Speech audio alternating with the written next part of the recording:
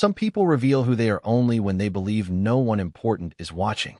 The words would return to Ethan Whitmore hours later, when the future he had carefully planned began to fracture beneath the golden lights of his own home. At 38, Ethan had built Whitmore Capital into one of Manhattan's most respected investment firms. Newspapers called him disciplined. Competitors called him impossible to intimidate.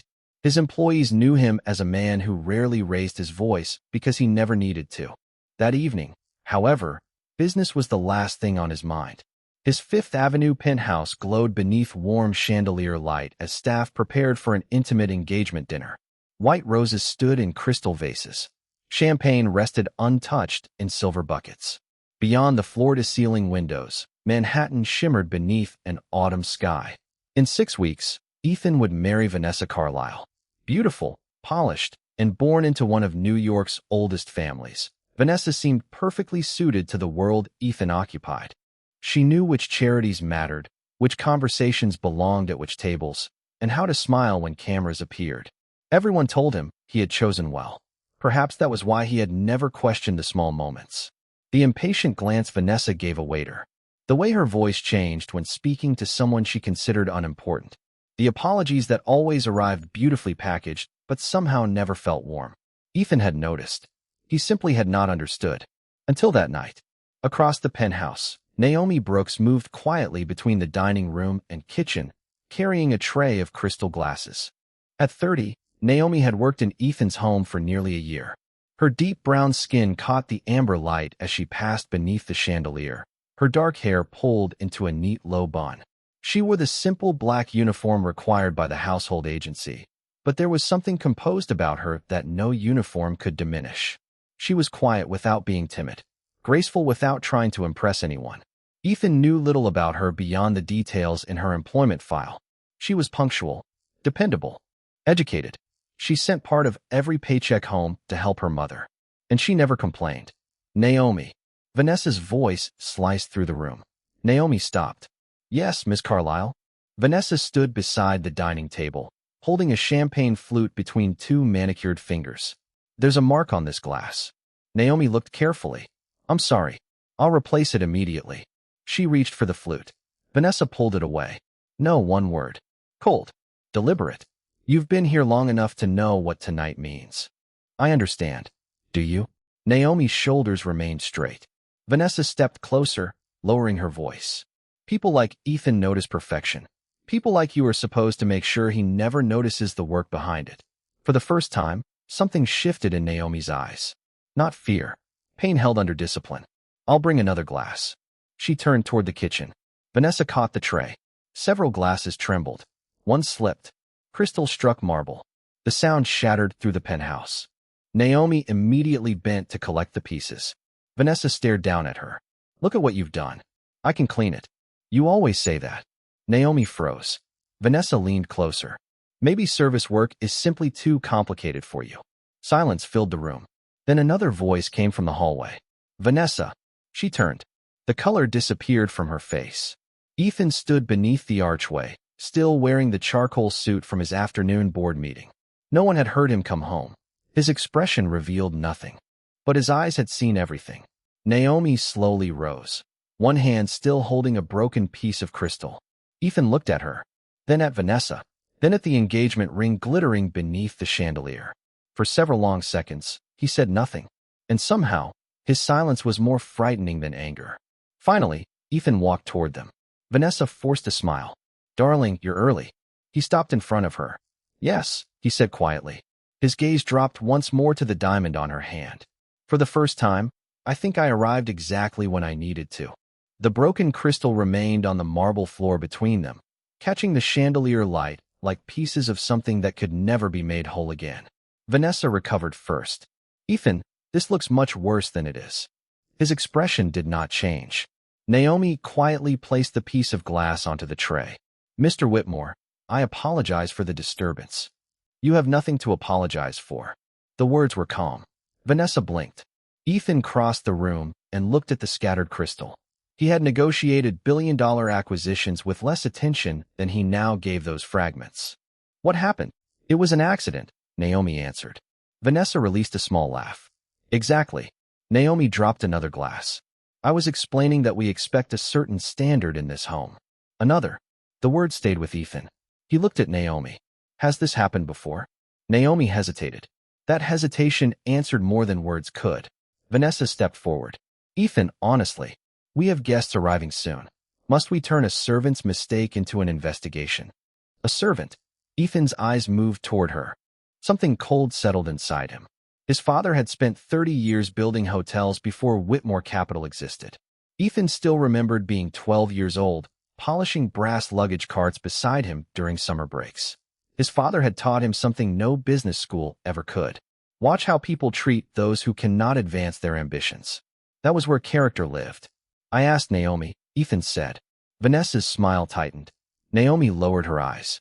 There have been misunderstandings. What kind? Nothing worth ruining your evening over. There it was again. That instinct to protect the room from discomfort even when the discomfort belonged to her. Ethan studied her carefully. You're worried about losing your job. Naomi looked at him. For one brief second, her composure cracked. My mother depends on me. Vanessa exhaled sharply. This is becoming ridiculous. She reached for Ethan's arm. He stepped away. The movement was small, but Vanessa noticed. So did Naomi. You believe her? Vanessa whispered. I haven't accused you of anything. You don't have to. Her voice rose before she caught herself. Ethan glanced toward the hallway where two catering employees had gone completely still. Vanessa noticed them too. Her posture immediately changed. That transformation disturbed him more than her anger. Her shoulders softened. Her expression became wounded. Her voice returned to the elegant warmth she used at charity dinners. Ethan, darling, perhaps we should discuss this privately. He almost smiled. Not from amusement. Recognition. He had seen Vanessa negotiate with donors using that exact expression. Of course, he said. Relief crossed her face. Then Ethan turned toward Naomi. Take the rest of the evening off. With full pay. Naomi stared at him.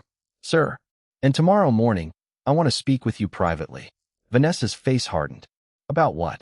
Ethan finally looked at his fiancée. About everything you seem determined to discuss only when I'm not home. Silence. Outside, Manhattan glittered with indifferent beauty. Then the elevator chimed. Their first guests had arrived. Vanessa glanced toward the entrance, panic flashing behind her perfect smile. Ethan looked at the diamond ring on her hand. 6 weeks until the wedding. 200 guests. A cathedral reserved. Millions already spent. Yet for the first time, Ethan was no longer wondering whether Vanessa Carlyle would make the perfect wife. He was wondering who she became when she believed no one powerful was watching. By 7:30, the penthouse was filled with people who had no idea a wedding was quietly beginning to unravel. Laughter drifted beneath the chandeliers. Champagne moved from hand to hand. Men who controlled banks discussed markets beside women whose names appeared on museum walls and charity boards. Vanessa performed beautifully. She greeted every guest with effortless warmth, touching Ethan's arm at precisely the right moments, smiling whenever someone congratulated them. To anyone watching, they were perfect. Ethan knew better now. Once doubt entered a room, it illuminated everything that had previously hidden in shadow.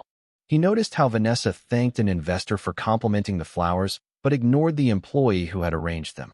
He noticed how her smile vanished whenever staff turned away. Most of all, he noticed Naomi's absence. Ethan, Vanessa's father, Charles Carlyle, raised his glass. To joining two extraordinary families. Applause followed. Ethan lifted his champagne, but did not drink. Vanessa leaned toward him. Please stop looking like you're attending a funeral.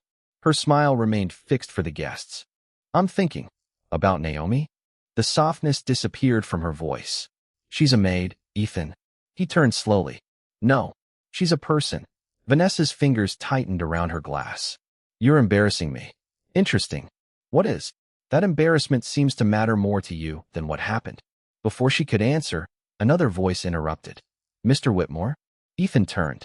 Mrs. Alvarez, the longtime housekeeper who had managed his residence for 6 years, stood several feet away. Her hands were clasped nervously. Could I speak with you? Vanessa stiffened. Tomorrow, Mrs. Alvarez. The older woman looked at her, then at Ethan. Tonight, Ethan said. He led her toward his study. The moment the door closed, Mrs. Alvarez exhaled. I should have told you sooner. Ethan felt something tighten in his chest. Told me what? She hesitated. Ms. Carlyle has been difficult with the staff for months. How difficult? People have quit. Ethan stared at her. 3 in 8 weeks. He remembered Vanessa complaining about unreliable employees. She had always provided explanations. Family emergencies. Better opportunities. Poor performance. Why wasn't I informed? Mrs. Alvarez looked ashamed. Naomi asked us not to trouble you. Naomi. She kept calming everyone down. She took extra shifts. Covered mistakes that weren't hers. Ethan walked toward the window. Below him, Manhattan stretched like an empire of light. Behind him, Mrs. Alvarez spoke more quietly. Naomi needed this job. Ms. Carlyle knew that. Those words changed something. Not because they were dramatic. Because they explained the silence he had witnessed. Naomi had not remained quiet because she was weak. She had remained quiet because someone she loved depended on her strength. A knock came at the door. Vanessa entered without waiting. There you are? Everyone is asking for us. Her gaze moved to Mrs. Alvarez. Then hardened. What is she doing here? Ethan saw it now. The irritation. The entitlement. The instant calculation. Vanessa noticed his expression and stopped. Ethan. He reached into his pocket and removed his phone. What are you doing? Learning the truth. He opened the household security application. Vanessa went completely still. Ethan looked up. The penthouse had cameras in every service corridor and common area. And suddenly, Vanessa Carlyle looked terrified. That was the moment Ethan understood. Tonight had not shown him the beginning of the story. It had merely shown him where to start looking. Vanessa's silence lasted only 3 seconds. For Ethan, it was enough. Then she laughed. It was light, polished, almost convincing. Security footage? Ethan, seriously? You're turning one unpleasant misunderstanding into a criminal investigation. No one said anything about a crime. Her smile faded. Ethan noticed.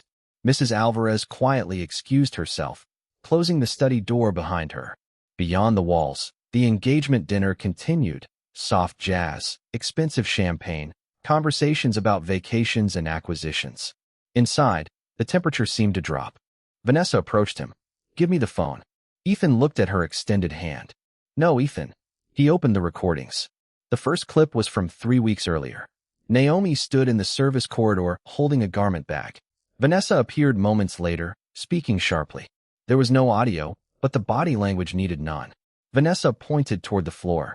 Naomi bent down. Again. Apparently searching for something. Then Vanessa removed a diamond earring from her own handbag. Ethan stopped the video. His jaw tightened. What was that? Vanessa folded her arms.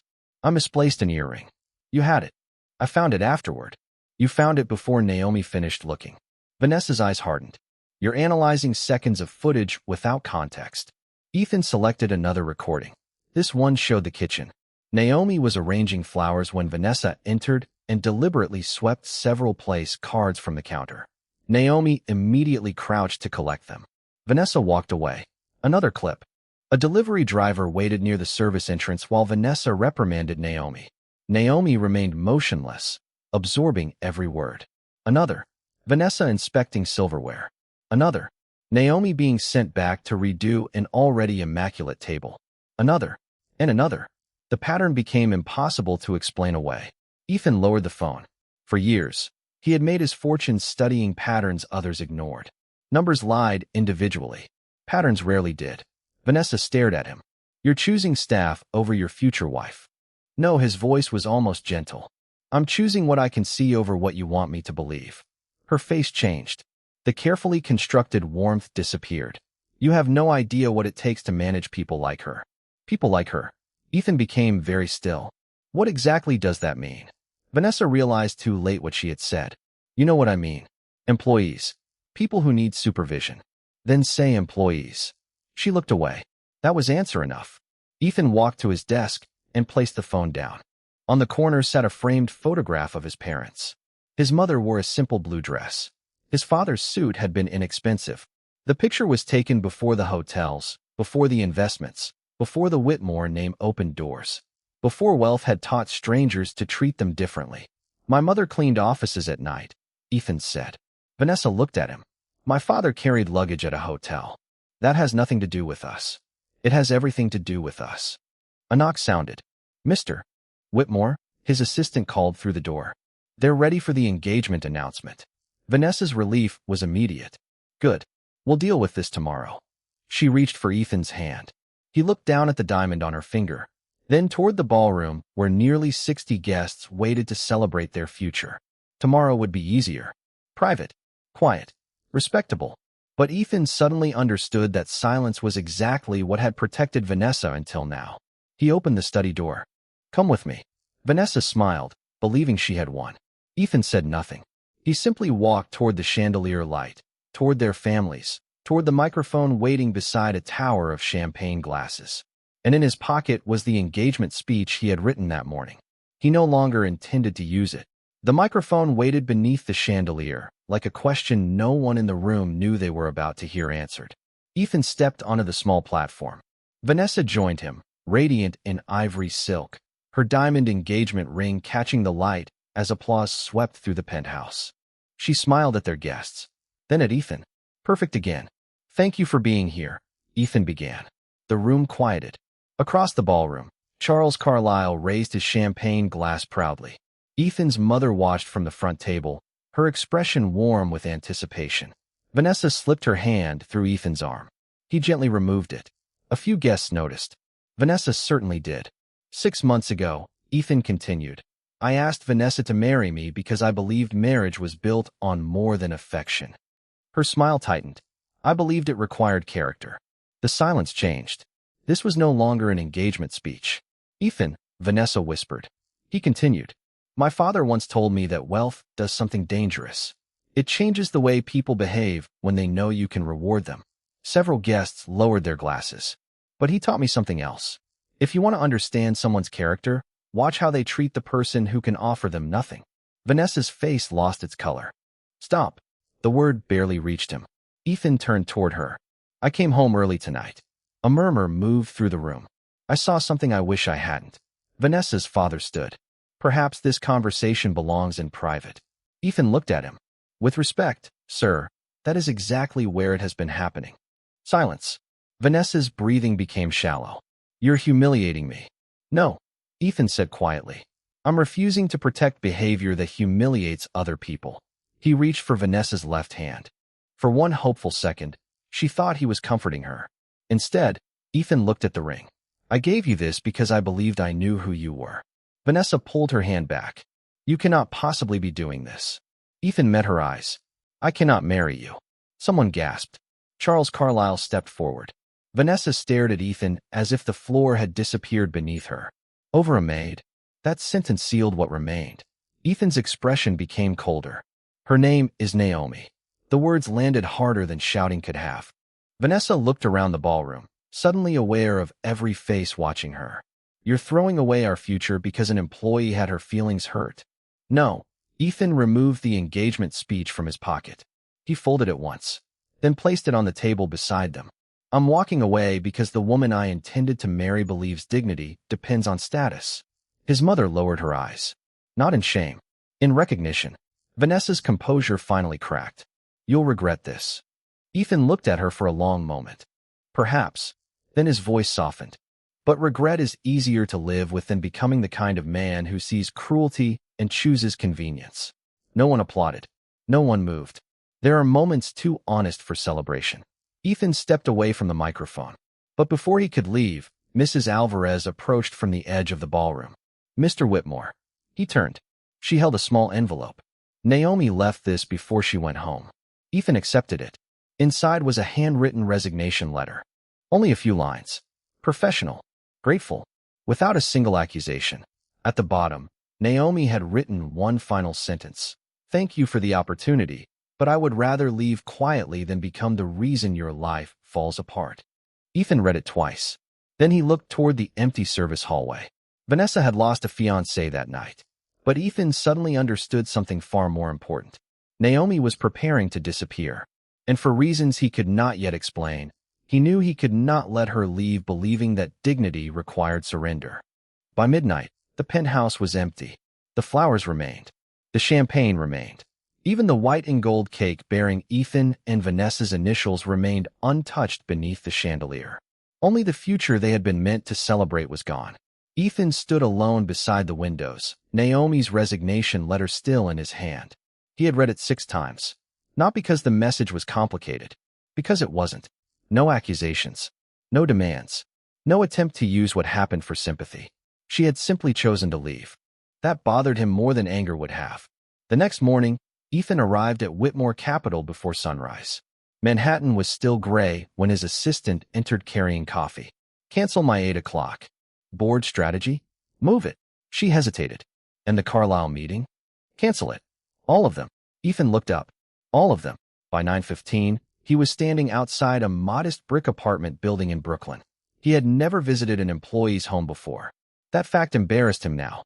Wealth had given Ethan access to almost every room in New York, yet somehow he had remained blind to the lives of the people who quietly maintained his own. He climbed 3 flights and knocked. Footsteps approached. The door opened. Naomi stared at him. Her hair fell naturally around her shoulders. She wore jeans and a soft gray sweater, no uniform, no careful professional distance. For several seconds, neither spoke. Mr. Whitmore? Ethan. She frowned. Today, just Ethan. Naomi glanced down the hallway. How did you find me? Your employment records. That feels slightly terrifying. For the first time since the previous evening, Ethan almost smiled. Fair criticism. She did not invite him inside. He respected that. I received your resignation. I assumed you would. I'm not accepting it. Her expression changed.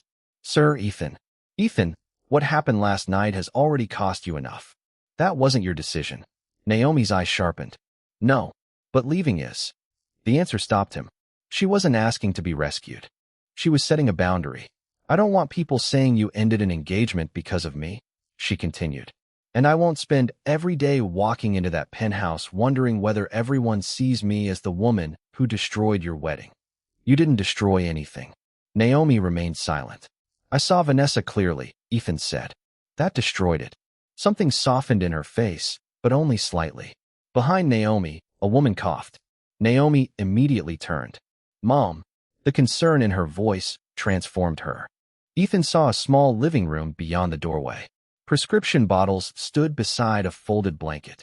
A framed nursing school certificate rested on a shelf.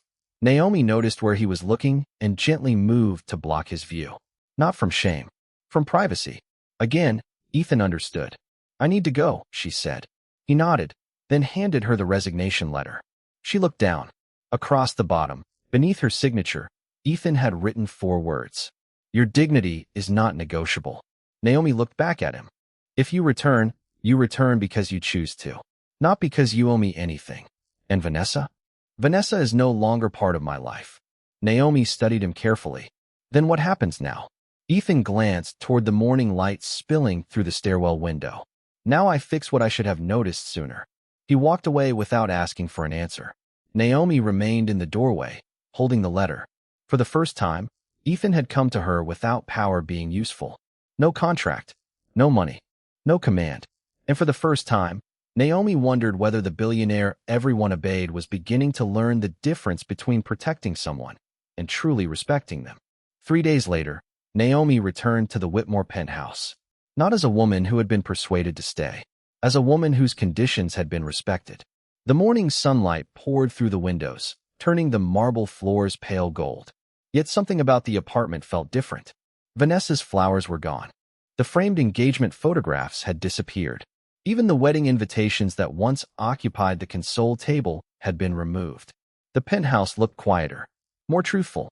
Mrs. Alvarez met Naomi near the kitchen and embraced her. I thought we'd lost you.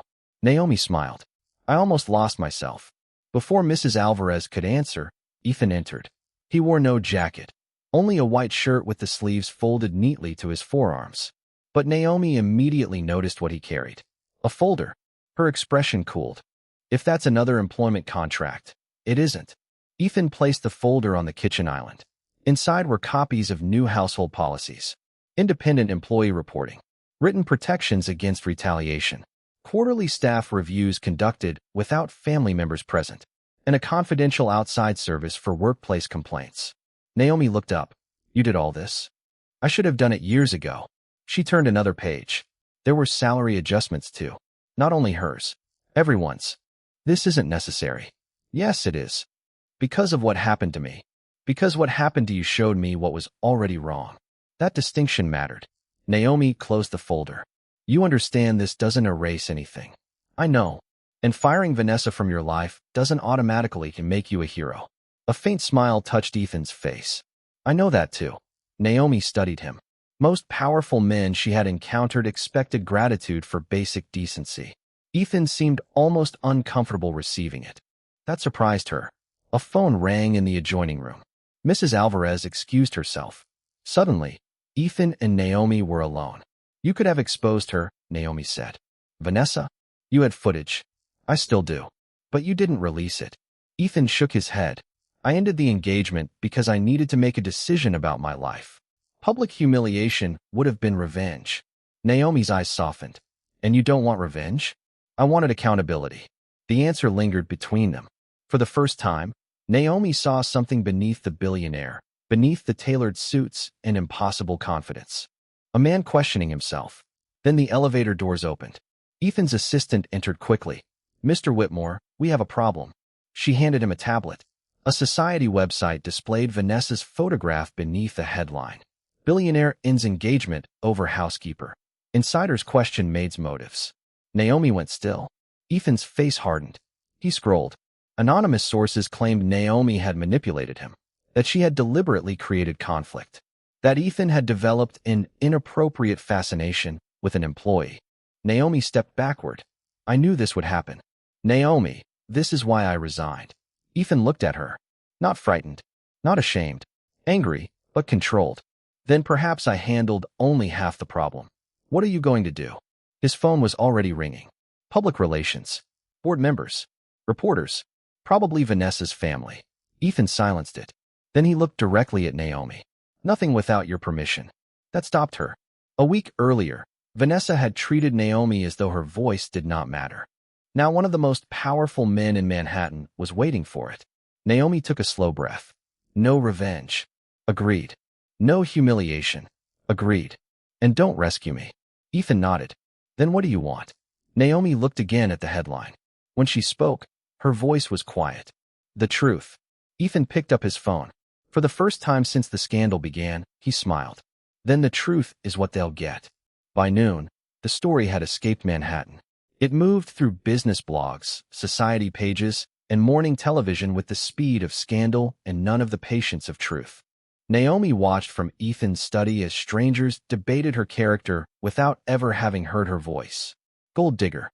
Opportunist. The maid who destroyed a billionaire's engagement. Each headline reduced a year of quiet work into something cheap enough to sell. Ethan stood near the windows, reading the same words. His anger showed only in the stillness of his shoulders. We can release the footage, he said. Naomi shook her head. No, it would end this. It would replace one public humiliation with another. Ethan turned. She created this. And I won't become her to defeat her. The answer silenced him. Naomi walked toward the desk. If people only believe me because they watch Vanessa behave badly, then they still haven't learned anything. What do you want them to learn? That dignity doesn't require wealth to validate it. For several seconds, Ethan simply looked at her. Then his assistant entered. The press conference is ready. Naomi's stomach tightened. You can still change your mind, Ethan said. She met his eyes. No, I'm tired of disappearing so other people can remain comfortable. 30 minutes later, cameras filled the lobby of Whitmore Capital. Reporters expected Ethan. They did not expect Naomi to walk beside him. She wore a navy dress she had owned for years. No diamonds. No stylist. No attempt to imitate the world now staring at her. She didn't need to. Ethan approached the microphone first. I'll make this brief. The room quieted. Naomi Brooks did not cause the end of my engagement. She did not pursue me, manipulate me, or ask me for anything. Camera shutters erupted. I ended my engagement because I witnessed behavior incompatible with the values I expect in my home and in my life. A reporter raised his hand. Mr. Whitmore, are you saying Vanessa Carlyle abused your employee? Ethan paused. I'm saying I saw enough to make my decision. Another voice called out. Why not release the security footage? Ethan looked toward Naomi. This answer belonged to her. She stepped forward. The room changed. My name has appeared in hundreds of stories this week, she began. But very few people bothered to ask me what happened. Silence. I worked in Mr. Whitmore's home. I did my job. I needed my paycheck, and because I needed it, Someone assumed I would accept being treated as less than human. Her voice remained steady. I stayed quiet longer than I should have. Not because I had no dignity. Because sometimes people with responsibilities cannot afford dramatic exits. Several reporters lowered their cameras. Naomi continued. I don't want revenge. I don't want anyone publicly destroyed. I want something simpler. She looked directly into the cameras. I want people to remember that the person cleaning your table, carrying your bags, answering your phone, or opening your door has a life as valuable as yours. No one interrupted. Then Naomi stepped away from the microphone. No tears. No performance. Just truth. That afternoon, the headlines changed. But Ethan barely noticed. He was watching Naomi leave the building when his assistant approached with another folder. You should see this. Inside was a proposal Naomi had submitted months earlier through Mrs. Alvarez. A detailed plan for a staff education fund. Ethan stared at the first page. Naomi had never asked him for money for herself. She had been trying to create opportunities for everyone around her. And suddenly, Ethan realized the woman the world called the Maid had been quietly building something far larger than anyone had bothered to see. The proposal was 27 pages long. Ethan read every one. Then he read it again. Naomi had called it the Whitmore Pathways Initiative, a program designed to help household and hospitality employees earn professional certifications, complete unfinished degrees, and develop skills that could open doors beyond service work. There were budgets, timelines, partnership ideas, even a section explaining how evening classes could accommodate employees supporting families. Ethan leaned back in his chair. For months, Naomi had been carrying champagne glasses through his penthouse while quietly designing something many executives would have needed a consulting team to produce. He had never asked what she dreamed about. That realization followed him home. The next morning, Naomi found him waiting in the kitchen. The proposal rested on the island. Her steps slowed. Where did you get that? Mrs. Alvarez. Naomi looked uncomfortable. It was only an idea. No, Ethan tapped the folder. It's a plan. It was rejected. By whom? She hesitated. Vanessa. Of course. Ethan opened the first page. She told me you weren't interested in programs that encouraged staff to leave. His expression hardened. I never saw this. I know that now. Those 4 words carried no accusation. Somehow, that made them heavier. Ethan looked at the education listed beneath Naomi's name. 2 years at Columbia University. Business Administration. Incomplete. You went to Columbia?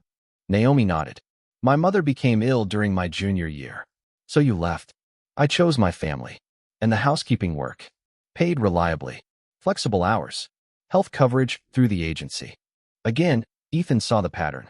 The world had looked at Naomi's uniform and assumed it explained her entire life. It explained almost nothing. What would it take for you to finish? Her eyes narrowed. If you're about to offer to pay my tuition, I'm not. Naomi paused. Ethan almost smiled. I'm learning. Slowly. Painfully. That earned the smallest laugh. It changed the room. Ethan slid the proposal toward her. I want Whitmore Capital to fund this. Naomi's smile disappeared. Why? Because it's good. Not because you feel guilty. No. Not because the press conference made me useful to your reputation. No, she studied him. And who runs it? You. Naomi stared at him. I'm a housekeeper. You're the person who wrote 27 pages telling me exactly why that sentence shouldn't define someone. Silence settled between them. Outside, morning light washed across Manhattan. What position? Naomi asked. Program director. Her eyes widened slightly. You're serious. Completely. Naomi walked toward the window. For years, survival had trained her not to trust doors that opened too easily. Sometimes opportunity came with invisible strings. Sometimes generosity was simply control wearing a beautiful suit. What if I fail?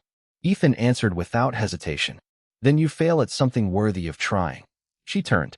No one had ever said that to her. Not that she would succeed. Not that everything would magically work out. Simply that she had the right to try. I want the program independent, Naomi said. Done. I choose my team. Done. No ceremonial title. Agreed. And staff members participate without risking their jobs. Ethan extended his hand. Anything else? Naomi looked at it, then placed hers in his. Yes. What? Stop agreeing before I finish negotiating. Ethan laughed. A real laugh. And Naomi smiled. Neither noticed Mrs. Alvarez standing quietly in the doorway. She noticed something neither of them was ready to name. Respect had entered first. Trust was following. And somewhere between a shattered champagne glass and 27 forgotten pages, the distance between the billionaire and the woman everyone had underestimated was beginning to change. Not into romance. Not yet. Into something more dangerous. The possibility that they might finally see each other clearly.